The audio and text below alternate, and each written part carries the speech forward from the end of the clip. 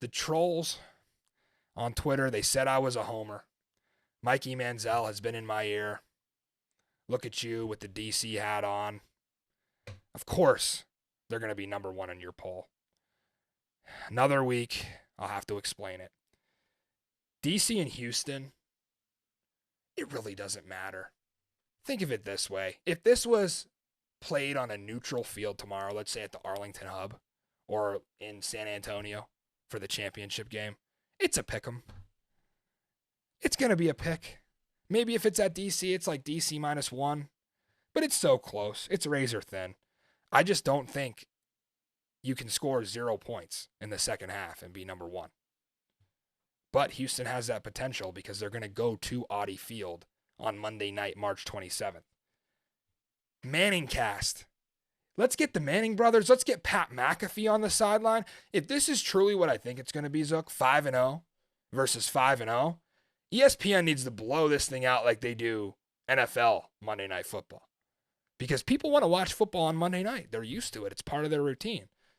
So I think if you have a matchup like that built into the schedule, you can't just put it on FX. You got to do something. Give us a Manning cast or a McAfee cast or something. I'm definitely circling that date. St. Louis. What about those Battlehawks? I don't want to drop them. I think this is still a playoff team to me. They really fought hard against DC.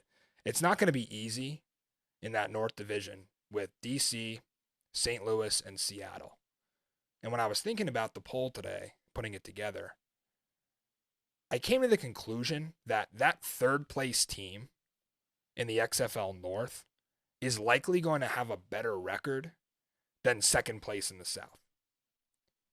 And I know we see that a lot in the NFL with the way that the divisions are aligned, and sometimes you get like a 8-9 team or back when they played 16 games, a 7-9 team would be in the playoffs just based on who wins their division.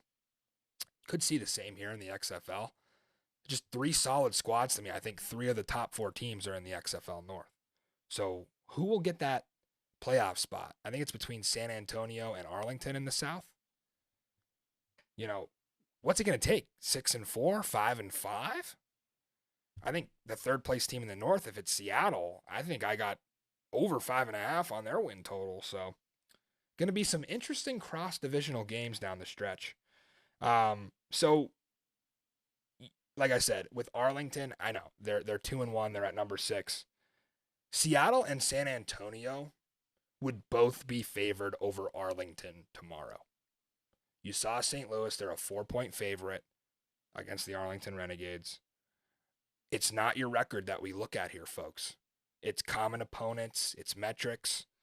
And you look at the common opponents first between Seattle and Arlington. They both played Vegas. What do we learn? Arlington did not score a single touchdown on offense against the Vipers. Seattle drops 519 yards, 22 first downs, and 30 points. So what am I supposed to do? Pretend that because Arlington is 2-1 and Seattle's 1-2, I'm supposed to pretend the Renegades are the better team? Absolutely not. We saw the San Antonio Brahmas whoop the Orlando Guardians. Arlington squeaks by 1 point. So a common opponent there. The Houston games that they both played went very similar. 22-14 on one end, 22-13 last night. I still think San Antonio will be favored over Arlington. I'm shocked that I'm saying that. Because if you look at this poll before the season, I had Arlington at 2 and San Antonio at 7. But it's shaken up big time.